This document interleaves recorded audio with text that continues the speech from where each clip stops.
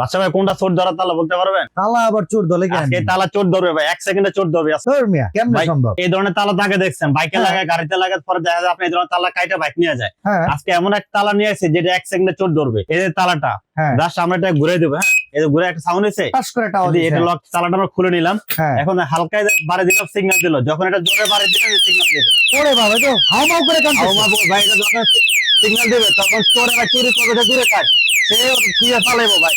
এই তালা? এই তালা ভাই, ভাই দেখি তো, হাতে দেন তো। চমৎকার তো ভাই তালাটা। চমৎকার, মানে এটা হলো 1 সেকেন্ডে চোর ধরবে। 1 সেকেন্ডে 1 সেকেন্ডে চোর ধরবে। সেকেন্ডে চোর ধরবে।